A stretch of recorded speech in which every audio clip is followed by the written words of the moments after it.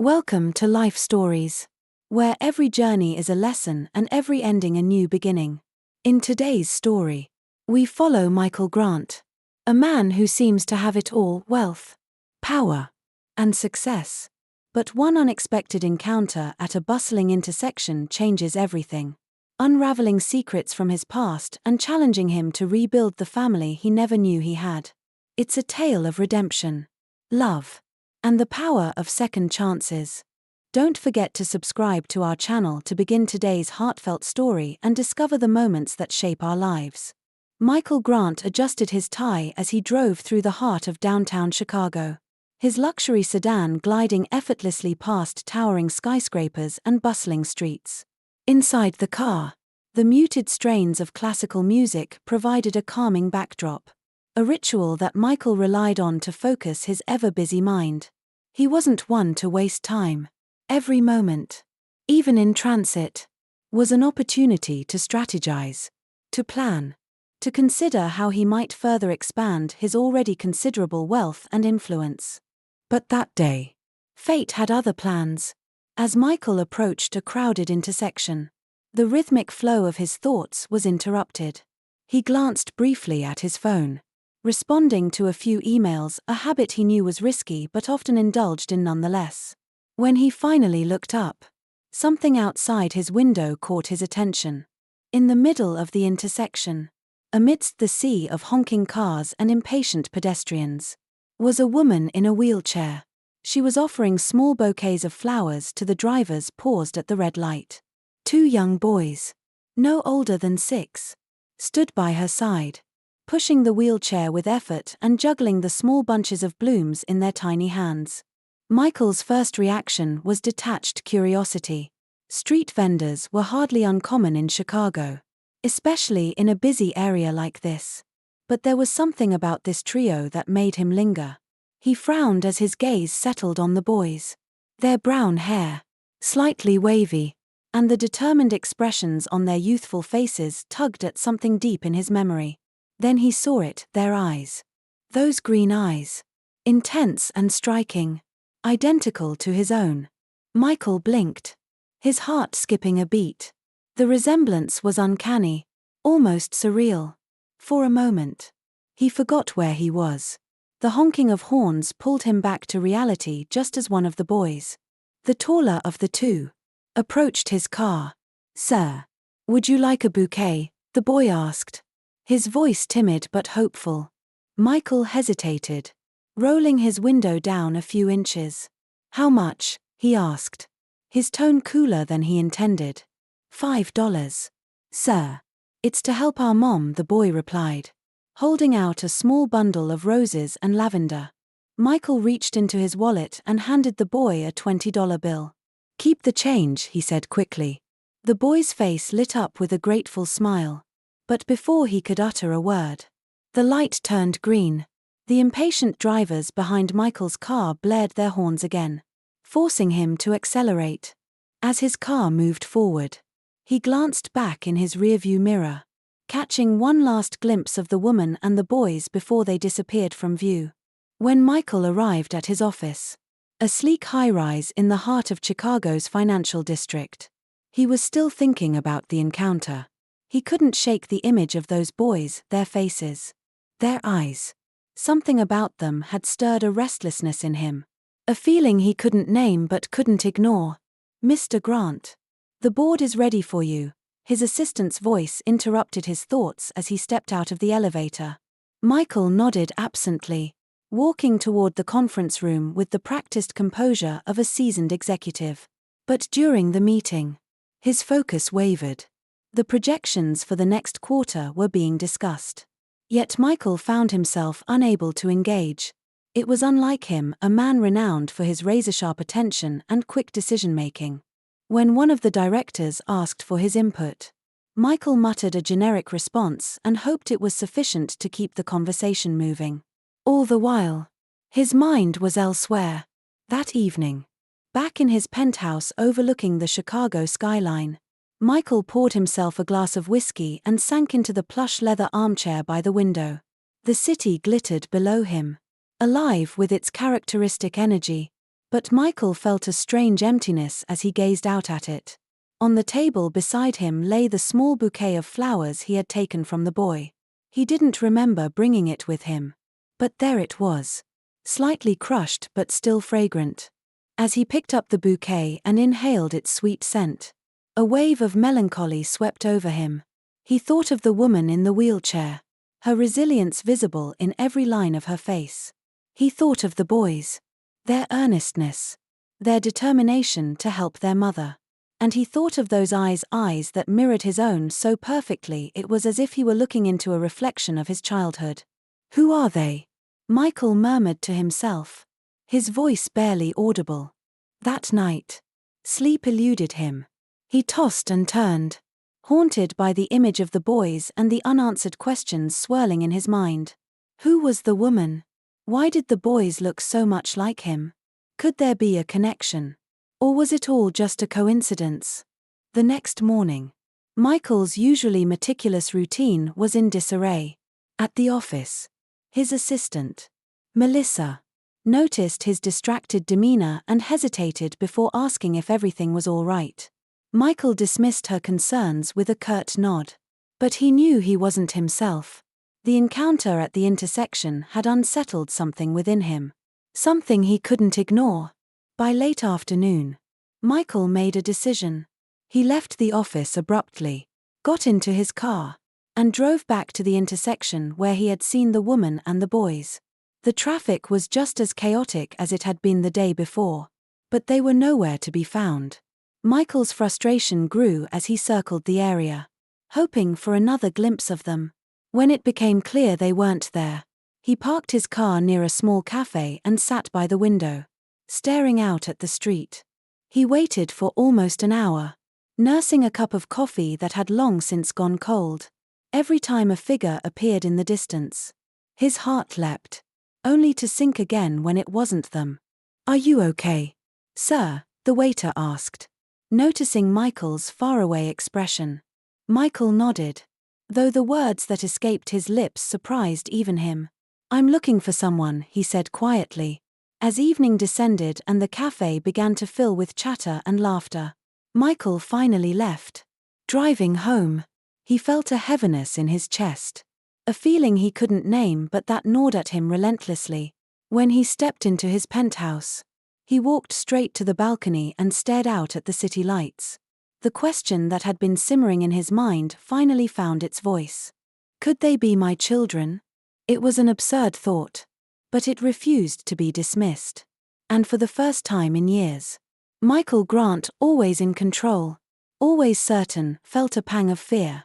The morning after his sleepless night, Michael Grant stood by his floor-to-ceiling windows, the Chicago skyline sprawling before him like a concrete labyrinth. He was dressed impeccably as always, his tailored suit fitting him perfectly, but his mind was a whirlwind. He couldn't focus, couldn't drown out the image of the boys and the woman from the intersection. By the time he arrived at the office, Michael had made up his mind. He picked up the phone and called his head of security. "Paul, I need you to arrange a meeting with someone who specializes in private investigations," he said, his voice calm but laced with urgency. "Of course, Mr. Grant. I'll have someone in your office by this afternoon," Paul replied. By early afternoon, a man named Andrew Cole entered Michael's office, dressed in a sharp suit, with a professional demeanor. Andrew was the kind of person who could blend into any crowd and still get the job done. Michael wasted no time. "Yesterday, I saw a woman in a wheelchair at the intersection of State Street and 7th Avenue. She was with two boys, about 6 years old. I need you to find out everything you can about them, who they are, where they live. Everything." Andrew raised an eyebrow but nodded.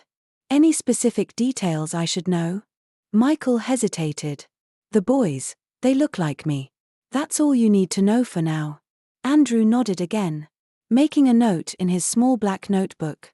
"I'll get started right away. This might take a few days." Michael nodded, dismissing him. "Make it quick." The hours that followed were agonizingly slow. Michael threw himself into work, trying to drown out the questions that gnawed at his mind. But every time he looked at the clock, it seemed as though time had barely moved. 2 days later, Andrew returned. Michael greeted him with a tension that filled the room. "What do you have?" he asked before Andrew had even sat down. Andrew handed him a thin folder. "Her name is Emily Carter. She's 36 years old. A former economist who left her job after a tragic car accident 5 years ago left her paralyzed. She now sells flowers to support her twin sons, Ethan and Noah Carter, both 6 years old." Michael flipped through the pages, his breath hitching when he saw a photograph of Emily. Time had etched lines on her face, but there was no mistaking the striking features he remembered from so long ago. His mind reeled as memories began to surface. London. A rainy autumn evening. And a young woman with a sharp mind and an even sharper wit. "Emily Carter," he murmured, his voice heavy with disbelief. Andrew continued, his tone cautious. "There's no mention of the children's father in any official records. After her accident, she was hospitalized for months and has been living in financial difficulty ever since." Michael leaned back in his chair, the weight of the information pressing down on him. The boys could be his. No, they likely were his. The timelines fit. The resemblance was undeniable. And yet, a question lingered in his mind. Why had she never told him? "Is there more?" he asked, his voice low. "We've located her address. She lives in a modest apartment in South Chicago." Andrew replied, "If you want, I can arrange for further contact." Michael shook his head. "No. I'll handle this myself." That evening, Michael stood outside Emily's building, a worn brick structure that was worlds apart from the luxury he was accustomed to. The smell of fried food from a nearby diner filled the air, mingling with the distant sounds of children playing in the street. Michael took a deep breath and pressed the buzzer for her apartment. A few moments later, the door opened. And there he was, Ethan, the taller boy. The same green eyes stared back at him with curiosity and a hint of caution. "Hi," Michael said, his voice softer than he intended. "Is your mom home?" The boy turned and called over his shoulder. "Mom, there's a man here." From inside the apartment, Michael heard her voice, sharp but tired. "Ethan, how many times have I told you not to open the door for strangers?" And then she appeared. Emily Carter wheeled herself to the door, her expression shifting from frustration to disbelief the moment she saw him. Her hand froze on the edge of the doorframe, her green eyes widening as recognition dawned. "Michael," she said, her voice trembling. "Emily," he replied, his throat dry.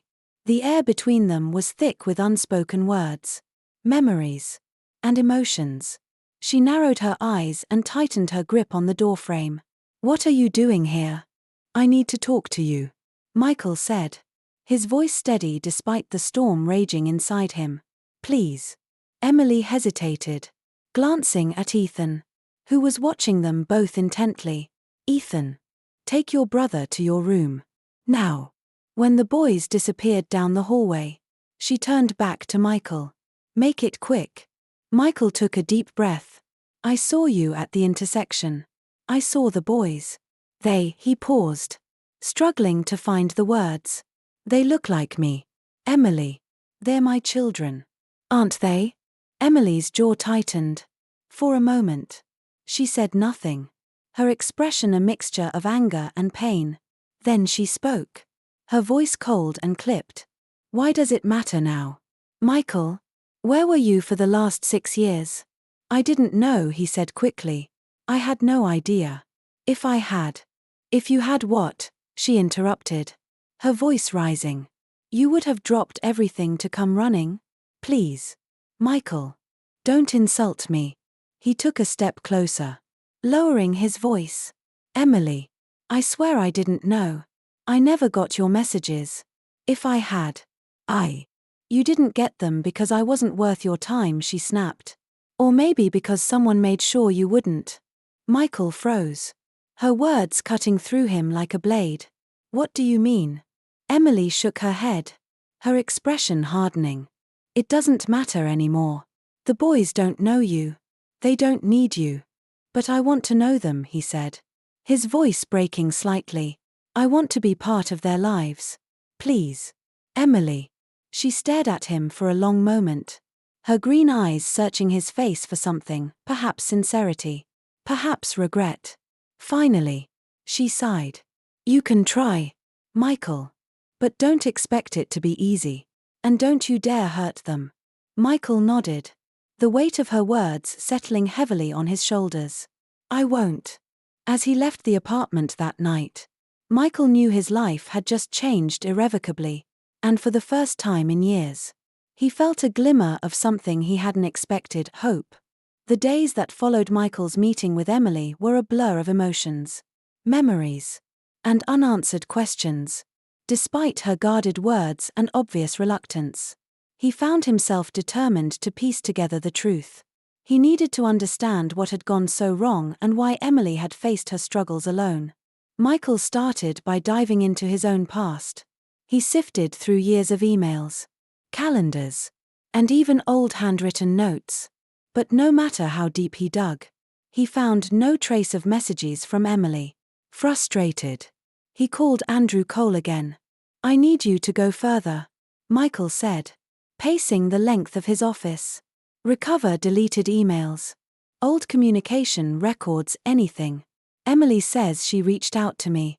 I need to know why I never got those messages. Andrew hesitated on the other end of the line. This might take time, Mr. Grant. Older data, especially deleted files, isn't always easy to retrieve. I don't care how long it takes. Michael replied firmly, just find something. While Andrew worked on uncovering the truth, Michael couldn't shake the feeling that there was more to Emily's story. He asked Andrew to dig deeper into her life after their brief time together in London. Days later, Andrew returned with troubling news. Mr. Grant, I've found some additional information. Andrew began as he laid out a series of documents on Michael's desk. Michael's stomach churned as he flipped through them. He already knew about Emily's accident and the financial struggles that followed. But the details painted an even bleaker picture. After the accident, Emily had hired a lawyer to help secure support for her children, possibly from him. But the lawyer had embezzled the little money she had and abandoned her case entirely. Michael clenched his fists, his jaw tightening as he read further. She tried to reach out. She tried to find me. It gets worse, Andrew said gravely. He handed Michael copies of threatening emails Emily had received during that time. The words burned off the page, stay away from Michael Grant. He wants nothing to do with you or your children. If you insist, you'll regret it. Michael's blood ran cold. Who sent these? We're working on tracing the sources, Andrew replied. But from what I've gathered, these weren't random threats. Someone deliberately tried to keep her from contacting you. Michael's mind raced. He thought back to that time in his life, to his then-girlfriend, Jessica. She had always been possessive, always wary of anything that could threaten their relationship. Could she have been involved? Without wasting time, Michael picked up the phone and called Jessica. Michael. Jessica answered, her voice smooth and unbothered. It's been a while. To what do I owe the pleasure? I need to ask you something, Michael said, his tone cold. Did you know about Emily Carter? There was a pause on the line. Emily Carter? Jessica repeated, her voice feigning innocence. Yes. Emily Carter. London. 6 years ago. Did you intercept emails she sent to me? Did you know about her pregnancy? Jessica sighed, a hint of irritation creeping into her tone. Michael. That was years ago. Why are we digging this up now? Answer me. Jessica, he snapped, his patience wearing thin. Finally, she relented. Fine. Yes. I saw the emails. I deleted them. I even sent a response pretending to be you. Happy now? Michael gripped the edge of his desk, his knuckles white. You destroyed lives. Jessica. You lied to Emily. Made her believe I wanted nothing to do with her or our children. Do you have any idea what you've done? I did what I had to do. Jessica replied, her voice sharp and defensive. I was trying to protect what we had. I couldn't let some ex-girlfriend and a baby ruin everything. Michael's voice was quiet but seething with rage. You didn't protect anything. You only caused pain, for Emily. For the boys. And for me. I hope you can live with that. He hung up. His heart pounding in his chest. But even as anger coursed through him, he knew Jessica couldn't have acted alone. The threats Emily had received hinted at a deeper betrayal. Then it hit him, his brother. David. David had always been ambitious. Always aware of the stakes tied to their family name and fortune. If the existence of Michael's children had come to light, it could have disrupted everything David coveted. Michael didn't bother calling. Instead, he drove to David's mansion on the outskirts of the city, his mind racing as he replayed the events of the past few days. When David opened the door, he greeted Michael with his usual smirk. Michael. To what do I owe the pleasure? Michael stepped inside without waiting for an invitation. Cut the pleasantries. David. I know what you did. David frowned, feigning confusion. What are you talking about? Emily Carter. Michael said, his voice low and threatening. You sent threats to her. Didn't you? You kept her from contacting me. David's smirk faltered. Michael. That's absurd. I have no idea what you're talking about. Michael pulled out copies of the emails Andrew had uncovered and threw them onto the table. Explain this. David. These came from your devices. David's face paled. For a moment. He looked like he might deny it. But then he sighed and slumped into a chair. Fine. David admitted. I sent the emails. But it wasn't just me. Jessica and I agreed it was the best way to handle things. You were on the verge of taking over the company. Michael. If people had found out about Emily and her children, it could have ruined everything for both of us. Michael stared at his brother, a mix of anger and disgust boiling inside him. You destroyed lives. David. You made Emily suffer. Made my children grow up without a father, all for what? Money. Status. David looked away, unable to meet his brother's gaze. I was trying to protect the family. You didn't protect anything. Michael said, his voice trembling with rage. You only proved how little you care about anyone but yourself. As Michael left David's mansion, the weight of betrayal pressed heavily on his chest. But he was more determined than ever to set things right for Emily, for Ethan and Noah, and for the family they might still have a chance to become. Michael Grant sat in his penthouse that night, staring out at the Chicago skyline. His thoughts tangled in the events of the day. The truth was out. But it felt hollow. Jessica's manipulation. David's betrayal, these were scars he would carry. But they weren't his alone. Emily and the boys had borne the brunt of those lies. They had suffered while he thrived in ignorance. And that knowledge weighed on him like a stone. For years, Michael had been a man of action. Someone who solved problems with swift decisions and decisive moves. But this wasn't about closing a deal or strategizing a merger. This was about rebuilding something fragile. Something he had unwittingly helped break. He poured himself a drink and resolved that no matter how difficult, he would do what needed to be done. The first step was ensuring Emily and her sons had the stability they deserved. Michael met with his legal and financial team the next morning, outlining a plan. I want all of Emily Carter's debts paid off anonymously, he instructed. His voice firm. Find out what the community center she works at needs and fund it. But keep my name out of it. One of his lawyers raised a hand hesitantly. Mr. Grant. Such a significant transfer might make her suspicious. Are you sure you want to remain anonymous? Yes. Michael said without hesitation. This isn't about me. It's about giving her and the boys a fair chance. Just get it done. Within days, the changes began to take effect. Emily received a notice from the bank that her debts were cleared. The community center received a large donation. enough to keep it running for years. For the first time in a long while, Emily felt the weight of financial hardship begin to lift, though she couldn't shake the suspicion that Michael was behind it. When he arrived at her apartment that afternoon, Emily was waiting for him at the door. Her expression was guarded. Her arms crossed tightly across her chest. "It was you, wasn't it?" she asked without preamble. Michael hesitated but eventually nodded. "Yes. I wanted to help." Emily's lips tightened, and she shook her head. "Why now, Michael? Why swoop in like some knight in shining armor after all these years? Do you think money can fix this?" He met her gaze steadily. "No, I don't. But I can't stand by and do nothing. You and the boys deserve better." "Emily." She stared at him for a long moment, the weight of her emotions visible in her eyes. "You can't buy back lost time," she said softly, her voice trembling. "I know," Michael replied, his voice just as soft. "But I can try to be here now. For you. For them." Emily looked away, her defenses still firmly in place. "It's not that simple." "I know it's not," Michael said. "But let me try." Over the next few weeks, Michael began to integrate himself into their lives cautiously, mindful of Emily's boundaries and the boys' wariness.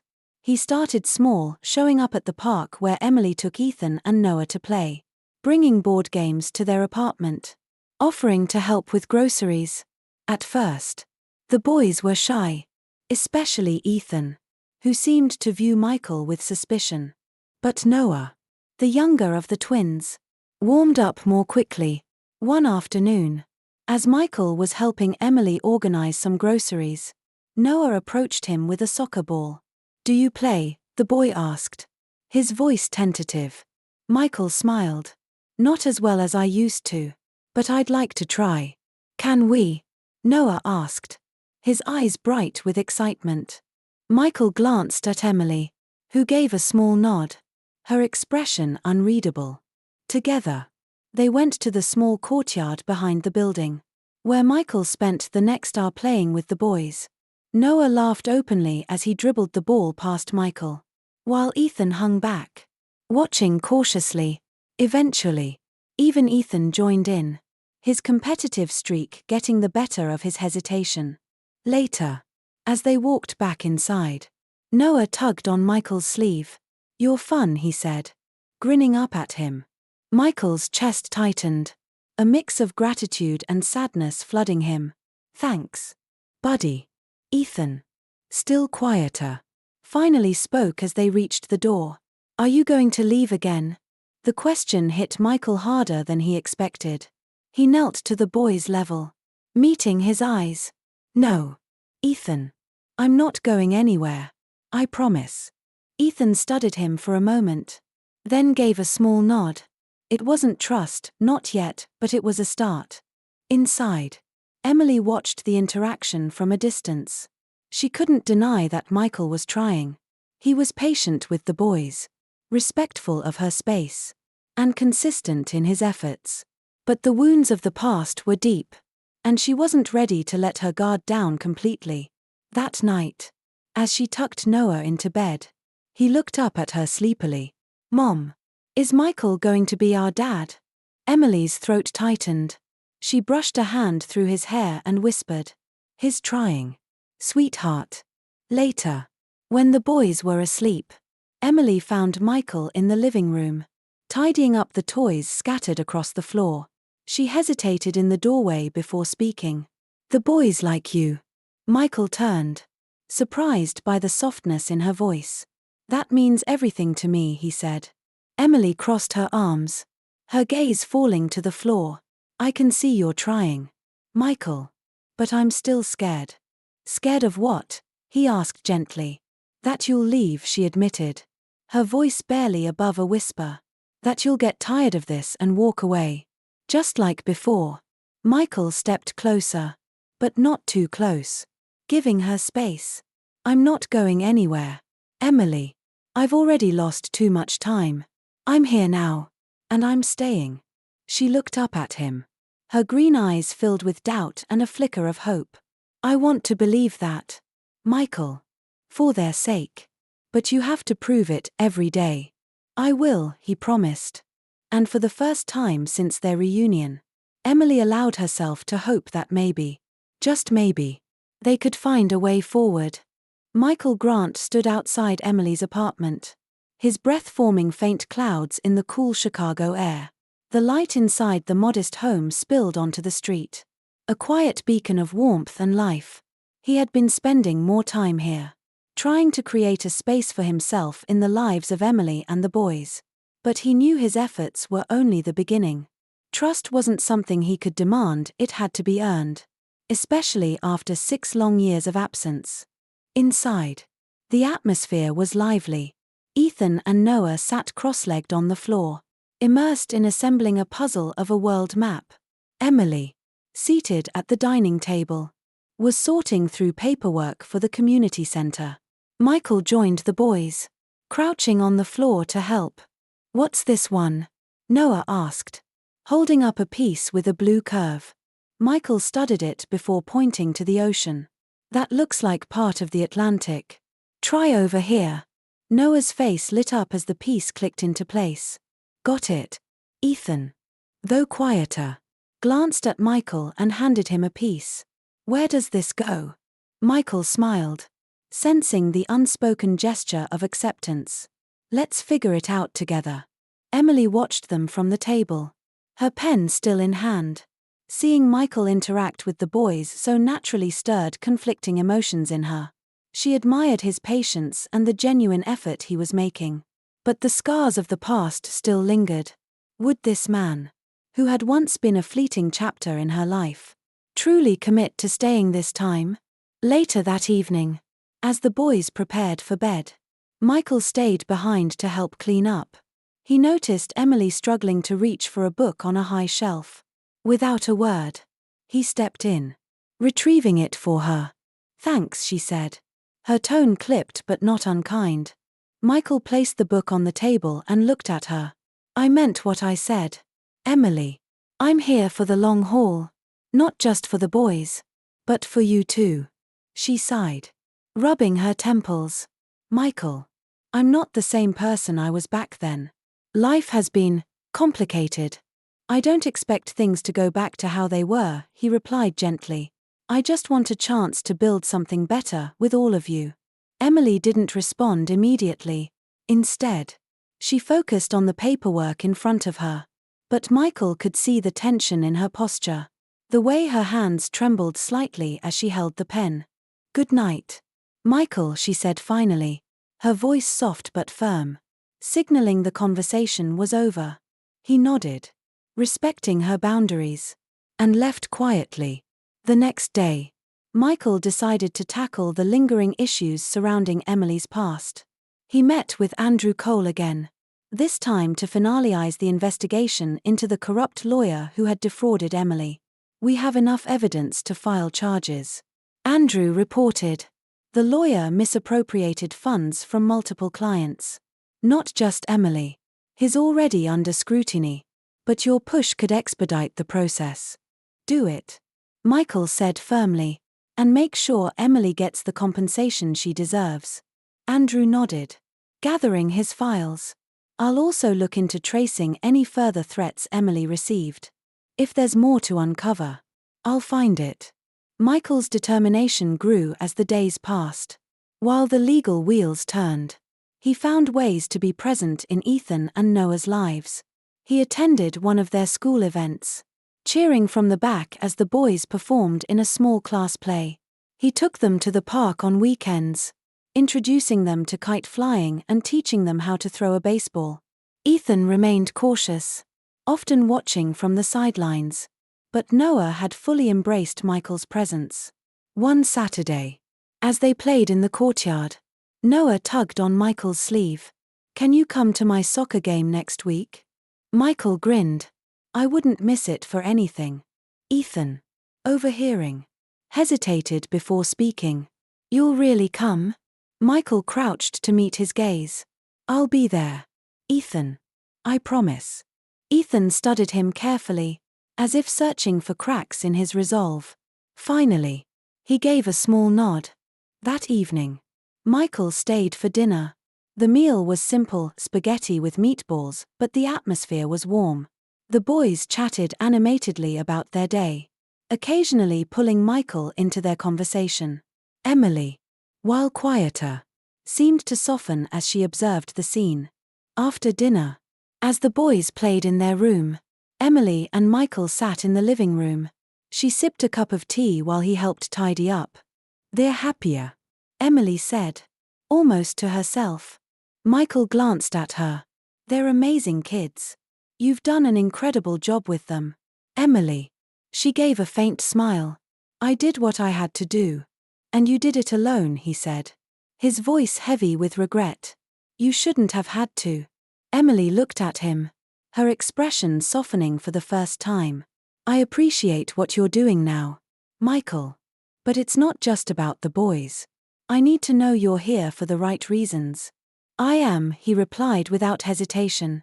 "I want to make things right, not just for them, but for you too. You deserve better." Emily's eyes glistened with unshed tears. But she quickly looked away. "We'll see," she said quietly. The following week, Michael kept his promise. He arrived at Noah's soccer game early, carrying a thermos of coffee and a blanket for Emily, who sat on the sidelines in her wheelchair. "Didn't think you'd actually make it," she teased lightly as he handed her the blanket. "I told you I'd be here," he replied, taking a seat beside her. Noah spotted them from the field and waved enthusiastically. Even Ethan, who had been more reserved, gave a shy smile when he saw Michael in the crowd. As the game unfolded, Michael cheered loudly for both boys, clapping and calling out encouragement. Emily couldn't help but smile at his enthusiasm. It was the first time in years she'd felt a glimmer of what it meant to have a partner by her side. After the game, Noah ran to Michael, breathless and grinning. "Did you see my goal?" "I saw it," Michael said, ruffling his hair. "That was amazing, buddy." Ethan joined them, his expression quieter but proud. "You cheered for me too," he said softly. "Of course I did," Michael said, crouching to their level. "You both make me so proud." As they walked back to the car, Emily glanced at Michael. "You're doing well," she admitted, her voice tentative. Michael met her gaze, his expression earnest. "I'm not stopping, Emily. This is only the beginning." She didn't respond. But for the first time, she allowed herself to believe he might actually mean it. The morning air was crisp as Michael walked into his office, determination etched into his every step. The events of the past few weeks had been a whirlwind of emotions, breakthroughs, and challenges. But he knew his work wasn't done. The lawyer who had defrauded Emily and the mysterious threats she had received remained unresolved. Michael sat across from Andrew Cole in the sleek, glass-walled conference room, the weight of the situation pressing heavily on him. "Where are we on the case against the lawyer?" he asked, his voice steady but tense. Andrew adjusted his glasses and opened a folder. "The legal team is moving quickly. We have overwhelming evidence of fraud and embezzlement. Not just against Emily but other clients as well. He's facing significant prison time." "And the threats?" Michael leaned forward, his hands clasped. "We've traced them," Andrew said, his tone more serious. "They were sent from devices linked to someone very close to you, David." Michael exhaled sharply, anger flashing in his eyes, though he had suspected his brother's involvement. Hearing the confirmation struck a nerve. David hadn't just betrayed him, he had actively worked to destroy Emily's life. "Keep digging," Michael said, his voice cold. "I need every piece of evidence tied to him. He won't walk away from this unscathed." Andrew nodded. "Understood. I'll also continue monitoring for any further threats." As Andrew left, Michael stared out the window, the sprawling city below a blur. He had always prided himself on being a man of control, someone who could handle any situation with precision and clarity. But this wasn't a boardroom negotiation. This was about trust, love, and repairing the damage he had unknowingly caused. That evening, Michael drove to Emily's apartment, his mind racing with the knowledge of David's actions. He couldn't hide this from her. Not after everything she had endured. When Emily opened the door, her expression shifted from surprise to cautious concern. "Michael, is everything okay? Can we talk?" he asked, his voice tight. Emily hesitated but eventually wheeled herself back, allowing him inside. The boys were playing quietly in their room, their laughter echoing faintly down the hall. "What is it?" Emily asked, her tone wary. Michael sat down across from her, struggling to find the right words. "There's something you need to know," he began. "Something I just found out." Emily's posture stiffened, her hands gripping the armrests of her wheelchair. "What now?" "Michael." He took a deep breath. "The threats you received, the ones telling you to stay away from me, they came from my brother, David." For a moment, Emily said nothing, her expression frozen. Then her face twisted with a mix of disbelief and anger. "Your brother? Why would he do that?" "Because he was afraid," Michael admitted, his voice heavy with regret. Afraid that if the truth about the boys came out, it would disrupt his position in the family and the company. He was trying to protect himself, no matter the cost. Emily shook her head, her voice trembling. "So, while I was struggling to keep my head above water, your brother was sabotaging me, making me feel like I was alone, like I was worthless." Michael reached for her hand, but she pulled away. "I didn't know," he said softly. "I swear, Emily, I didn't know. But I'm going to make this right." Emily's eyes filled with tears, but she quickly blinked them away. "How? Michael, how do you fix something like this? You can't erase the years I spent feeling abandoned. You can't undo the nights I cried myself to sleep, wondering why you didn't care." Her words pierced him like a dagger. "You're right," he admitted. "I can't change the past. But I can fight for you now, for you and the boys. I'm not letting David or anyone else hurt you again." Emily's voice softened, though the pain was still evident. "You have no idea what it's like to carry this alone, Michael. To look into their faces every day and see pieces of you, knowing they'll never know the man I once thought you were." Michael's throat tightened. "I want to be the man you and the boys deserve, Emily. I know I have to earn that. But I'll do whatever it takes." For the first time, her expression softened slightly. She nodded, though her trust was still fragile. "You have a long way to go," she said quietly. "I know," Michael replied. "But I'm not giving up." The next day, Michael confronted David at his mansion. When his brother opened the door, his usual smug demeanor evaporated the moment he saw Michael's expression. "You've gone too far, David," Michael said, his voice low but simmering with anger. David tried to deflect. "Michael, I don't know what you're talking about. Don't lie to me," Michael snapped, cutting him off. "I know you sent the threats to Emily. I know you tried to keep her away from me and the boys." David's face turned pale. "Michael, it wasn't personal. I was just. You were just protecting yourself," Michael finished, his tone dripping with disgust. "At their expense. At my expense. Do you even realize what you've done?" David stammered, his excuses falling flat. "I was scared. Okay. I thought if people found out about them, it would ruin everything. I was trying to protect the family." "Protect the family?" Michael repeated, his voice rising. "You don't protect family by tearing it apart. You've done nothing but destroy what little trust one had left in you." David's shoulders sagged, his arrogance finally replaced with guilt. "I didn't mean for it to go this far," he muttered. "Well, it did," Michael said coldly. "And now you're going to face the consequences." He turned and walked away, leaving David standing in the doorway, defeated. That evening, Michael returned to Emily's apartment, exhausted but resolute. He sat with her at the small kitchen table, the boys already asleep. "It's done," he said simply. "David's out of my life." Emily looked at him, her expression unreadable. "And does that fix everything?" "No," Michael admitted. "But it's a start. And I'm not stopping until I've done everything I can to make this right."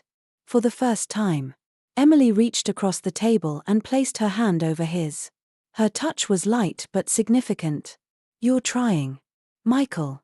That's more than I ever expected." He looked into her eyes, filled with a mix of hope and pain. "I won't stop, Emily. Not until you and the boys know you can count on me forever." And for the first time, Emily allowed herself to believe he might actually mean it. The days following Michael's confrontation with David felt like a turning point. Though the weight of the past still lingered, Michael knew that every action he took now was an opportunity to rebuild what had been lost. It wasn't just about undoing the damage, it was about proving, to Emily and to himself, that he could be the man they needed. Michael had begun spending more time with Ethan and Noah. He made a conscious effort not to overwhelm them but to be a steady, reliable presence in their lives. On a cool Saturday morning, he picked them up to spend the day at the local science museum. Emily had hesitated at first, but Noah's excitement and Ethan's quiet curiosity convinced her to let them go. At the museum, Noah immediately dragged Michael toward the interactive exhibits. His enthusiasm infectious. "Look at this," Noah exclaimed as he pressed buttons on a console that lit up a simulated solar system. "Impressive," Michael said, crouching down to examine the display. "Do you like space?" "Yeah. I want to be an astronaut," Noah said, his green eyes wide with wonder. Michael smiled. "That's a great dream. You know, astronauts have to work really hard. But I bet you can do it." Ethan lingered nearby, watching the two of them. Michael noticed him and stepped closer, careful not to push. "What about you, Ethan? What do you like?" Ethan shrugged, his gaze fixed on a model of a Tyrannosaurus Rex skeleton. "Dinosaurs, I guess." Michael nodded. "They're pretty fascinating. Did you know some scientists think dinosaurs had feathers?" Ethan looked up at him, intrigued. "Really?" "Yep," Michael said, smiling. "They're still discovering new things about them all the time." For the first time, Ethan smiled back, a small but genuine expression that made Michael's heart swell. It was a moment he wouldn't forget. Later that evening, Michael dropped the boys off at Emily's apartment. Noah was bubbling over with stories about the museum, while Ethan clutched a small dinosaur figurine Michael had bought him at the gift shop. "Thank you," Emily said as Michael helped unload the boys' belongings. Her tone was cautious but carried a hint of warmth. "They're amazing kids," Michael said, glancing at the boys as they ran inside. "You've done an incredible job with them, Emily." She looked at him, her expression softening. "They're my world. I see that," Michael replied. "And I want to be part of that world. If you'll let me." Emily hesitated, her defenses still firmly in place. "It's not that simple, Michael. You've made progress. But trust doesn't come easily, not after everything." "I understand," he said gently. "And I'm willing to keep earning it, no matter how long it takes." In the following weeks, Michael continued to make small but meaningful gestures. He volunteered at the community center Emily worked at, helping organize events and donating supplies. He found ways to engage with the boys, from helping them with homework to cheering them on at their soccer games. One rainy afternoon, Michael arrived at Emily's apartment with a stack of children's books he thought the boys might enjoy. As the rain pattered against the windows, they spent hours reading together, the cozy atmosphere a stark contrast to the tension that had once defined their interactions. Noah, nestled beside Michael on the couch, pointed at a colorful illustration. "This one's my favorite." "Mine too," Michael said, grinning. Ethan sat on the floor, flipping through another book. "You're not bad at reading," he said quietly, a teasing lilt in his voice. Michael laughed. "I'll take that as a compliment." Emily watched them from the kitchen, her heart caught between doubt and hope. She could see the joy Michael brought to the boys. But she couldn't shake the fear that it might be temporary. One evening, as Emily and Michael cleaned up after dinner, she finally broke the silence that had been lingering between them. "You've been trying," she admitted, her voice measured. "And I can see how much the boys are starting to trust you." Michael turned to her, his expression earnest. "That means everything to me, Emily. I'm not here to just be a visitor in their lives, or yours." She looked down at the dish in her hands, her fingers tightening around it. "I've carried this for so long, Michael. The weight of being both their mother and their father. Letting someone else in, it's not easy." "I know," he said softly, "but you don't have to carry it alone anymore. I want to be here for all of you, for the long haul." Emily placed the dish on the counter and turned to face him. Her eyes searched his face, looking for cracks in his resolve. "I've spent years building a safe, stable life for them. If you're not serious, if you leave again, I won't." Michael interrupted gently. "I know I can't erase the past, Emily. But I can promise you this, I'm not going anywhere. Not now. Not ever." Her eyes glistened with unshed tears. But she quickly blinked them away. "You've come a long way, Michael. But trust takes time." "I'm willing to wait," he said simply. The next morning, Michael surprised the boys with tickets to a family-friendly event at the local zoo. It was a small gesture, but one that brought wide smiles to their faces. "Really?" Noah exclaimed, bouncing with excitement. "Really?" Michael confirmed, ruffling his hair. "Go get ready. We'll leave in an hour." As the boys scrambled to their room, Emily approached Michael, a faint smile tugging at her lips. "You're getting good at this." "Maybe," he said, grinning. "But I've got the best teachers." Emily chuckled, a sound that warmed the room. For the first time, she felt a flicker of genuine hope, not just for her sons, but for herself. As they headed out the door, Michael couldn't help but feel the shift in the air. They weren't there yet, but for the first time, he believed they were truly on the path to becoming a family. The sun was setting over the Chicago skyline, casting a golden glow over the city as Michael stood in the courtyard of Emily's apartment building.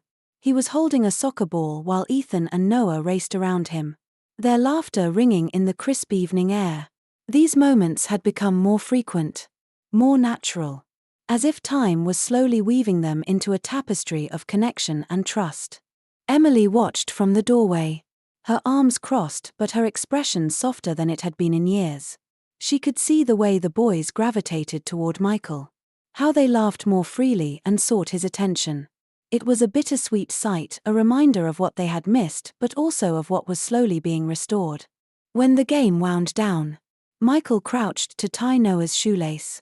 "You've got to keep these tied tight, buddy, or you'll trip," he said with a playful grin. Noah giggled. "I'm faster than Ethan." Even with untied shoes, Ethan rolled his eyes, though a smile tugged at his lips. "Only because you cheat." "I do not," Noah protested, sticking out his tongue. Michael laughed, ruffling Noah's hair. "All right. No cheating next time." "Okay." Noah nodded solemnly, his green eyes twinkling. As they walked back inside, Ethan surprised Michael by grabbing his hand. It was a small gesture, but it spoke volumes. Michael looked down at him and squeezed his hand gently, his heart swelling with quiet gratitude. That night, after the boys had gone to bed, Michael and Emily sat in the living room. The soft glow of a single lamp lit the space, casting long shadows on the walls. Emily had a cup of tea in her hands, while Michael leaned back on the couch, exhaustion and contentment written across his face. "You've been good for them," Emily said after a long silence. Michael turned to her, surprised. "That means a lot coming from you." "They trust you," she continued, her voice steady but quiet. "And I'm starting to believe that maybe I can too." He sat up, leaning forward slightly. "Emily, I know it hasn't been easy, and I know I have a long way to go, but I'm not giving up on this, on us." Emily looked down at her cup, her fingers tracing the edge of the handle. For so long. I thought I had to do it all on my own. I convinced myself I didn't need anyone. But seeing you with them, it's made me realize how much they needed you. How much I needed you. Her voice trembled on the last words. And Michael reached out, covering her hand with his. You don't have to carry this alone anymore, he said softly. We're in this together now. Emily met his gaze, her green eyes shimmering with emotion. For the first time, she let the walls around her heart crack, allowing a glimmer of hope to shine through. The following week, Michael invited Emily and the boys to a special dinner. He rented a private space at a cozy restaurant in downtown Chicago, ensuring they could enjoy the evening without distractions. When they arrived, the boys' eyes widened at the beautifully set table. Wow! Are we having a party? Noah asked excitedly. Something like that, Michael said with a smile, pulling out a chair for Emily. The dinner was simple but filled with laughter and warmth. Michael shared stories from his childhood, making the boys laugh with tales of his mischievous younger self. Ethan, usually reserved, joined in, asking questions and even teasing Michael about his old man stories. Toward the end of the meal, Michael cleared his throat, his expression turning serious. There's something I want to say, he began, his voice steady but filled with emotion. The boys looked at him expectantly, and even Emily straightened in her seat, her hands resting on the table. Ethan. Noah. Michael said, looking at them directly. I want you to know how much you mean to me. You're not just incredible kids, you're my kids.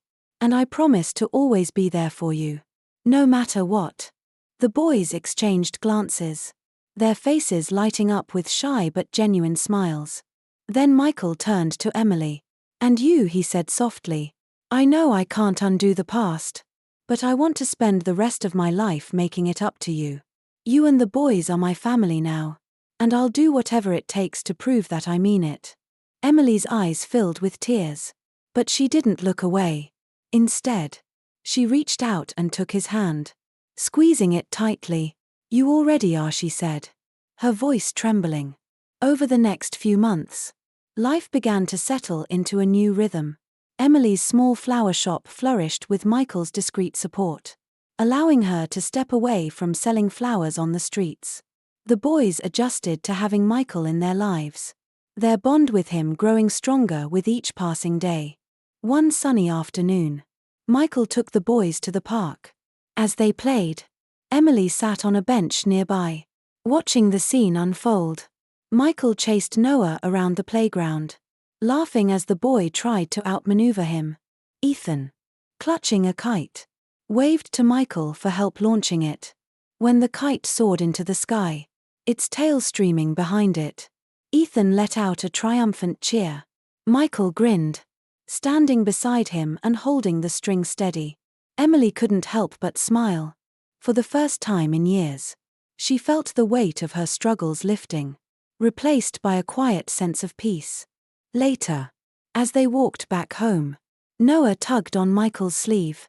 Do you think we can all stay like this forever? Michael crouched down to meet his gaze. I promise you, buddy. This is forever. Emily, walking beside them, glanced at Michael, her expression a mix of gratitude and affection.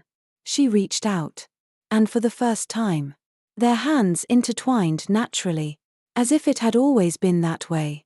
The journey hadn't been easy, but it had led them here, to a place where love, trust, and family had finally found their home. As the sun dipped below the Chicago skyline, casting a golden glow over the city, Michael, Emily, Ethan, and Noah sat together on a park bench. The boys were laughing, their faces lit with joy as they shared stories from their day. Michael looked at them, his heart full. For the first time, he felt truly complete, a man who had found not just success but a purpose far greater than himself. Emily glanced at Michael, her green eyes warm with trust that had taken so long to rebuild. She reached over and squeezed his hand, a silent acknowledgement of the journey they had taken together. It had been a path of pain, redemption, and love. But they had emerged as a family stronger than the forces that once tore them apart. As the boys ran off to fly their kite one last time, Michael turned to Emily. "This is what I've always been searching for," he said softly. Emily smiled. "And now it's ours." Their story was one of resilience and hope, a reminder that even broken beginnings can lead to beautiful endings. Thank you for watching this life story. Don't forget to subscribe to our channel for more heartfelt stories that inspire and uplift.